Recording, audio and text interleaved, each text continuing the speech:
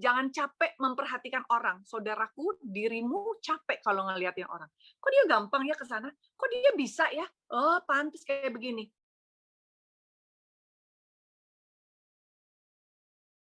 Itu akan selesai gerbongnya. Jadi begitu gerbong si atas yang atasnya itu selesai, gerbong yang akan ikut dengan dia tadi yang naik dengan mudah itu melalui jalur gerbong tadi itu juga akan hilang. Tapi kalau dirimu secara konsisten menunjukkan potensi dalam koridor kebaikan tanpa menyingkirkan orang kanan kiri, menginjak kanan kiri dan menjilat, insya Allah lebih barokah. Kapan waktunya buat saya, Bu Desi? Wallahi Allah yang tahu yang terbaik kapan. Yang penting sabar. Memang susah sabar itu ya. Sabar itu susah. Contoh kenapa saya bisa bicara begini. Saya ingat banget nenek saya bilang gini, jangan pernah minta jabatan karena Allah bilang sama Rasulullah juga bilang, jangan kasih jabatan sama orang yang minta jabatan. Gitu ya. Nah, oleh karena itu, hidup mah dijalanin aja karena Allah tahu apa perencanaan yang terbaik untuk diri kita. Saya nggak pernah punya ambisi jadi ketua DPW Panjabar. Itu cowok-cowok banyak banget ribut, rame, bertarung, tiba-tiba saya dipanggil sama ketum saya. Ini saya berisik nih ngelihat orang-orang kayaknya pengen banget jadi ketua DPW tiap hari datang AU AU AU AU. Ya ada perintah tuh, kamu aja deh yang jadi biar nggak ribut. Ini yang saya maksudkan. Jadi selama kita menunjukkan potensi, saya tidak tidak bilang saya hebat ya, astagfirullah, astagfirullah. Maksudnya bukan begitu ya, ini bukan saya bukan begitu.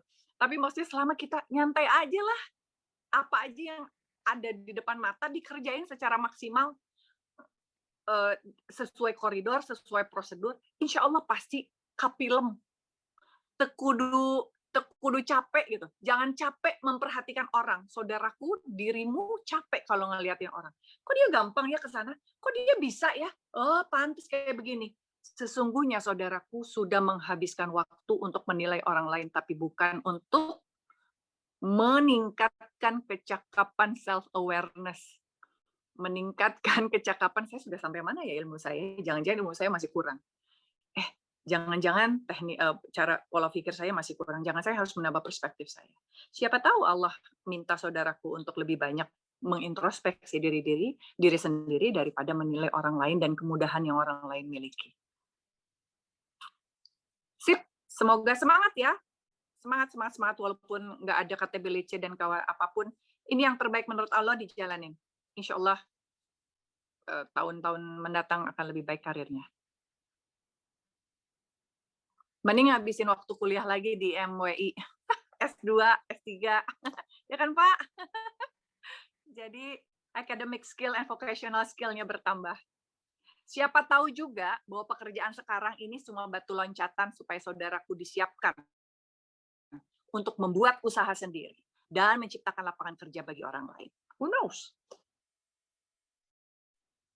Wah, terima kasih Teresi dengan jawabannya yang memotivasi sekali. Semoga Mas Panji bisa termotivasi ya, Mas. Yes. Lalu kita ke pertanyaan yang ada di room chat. Di sini ada dari Siti Nurfadilah. Nah, kita ini kan Indonesia sedang menyeimbangi dirinya dengan teknologi. Apalagi sekarang udah ada 4.0, 5.0, lalu ada Meta Universe-nya itu. Right. Nah, bagaimana kita bisa mengikuti perkembangan zaman? Apakah personal skill kita harus terus di-upgrade? Dan efeknya itu terkadang bisa bikin kita jadi FOMO, ketinggalan informasi karena adanya perkembangan teknologi tersebut. Bagaimana nih, Teh? Saya kalau bicara soal perkembangan kita, saya suka sedih. Karena pendidikan Indonesia 20% anggaran APBN-nya tidak murni untuk pendidikan. Research and development kita tidak punya anggaran. BRIN aja anggarannya kecil. Jadi selama anggaran untuk research and development, untuk penelitian, untuk jurnal, untuk segala macam perkembangan pengetahuan, dan upgrading semua hal dalam bidang pendidikan, itu kecil, nggak 20% loh kita itu. Tidak 20% sesungguhnya. Jadi sesungguhnya kurang dari 10% yang nyata, yang diaplikasikan. Yang selebihnya itu memang dialokasikan atas nama pendidikan, tapi tidak murni untuk infrastruktur pendidikan dan kesejahteraan guru maupun dosen. Sesungguhnya sedih, karena ya gimana mau upgrading, orang kita aja sekarang pandemi seperti ini, online semua anak-anak di daerah 3T aja nggak nyampe. karena belum ada tower-tower yang nyampe. Jangankan itu, Sukabumi aja masih banyak blank spot-nya. Nah, oleh karena itu, tapi tidak perlu pesimis juga sih, nggak perlu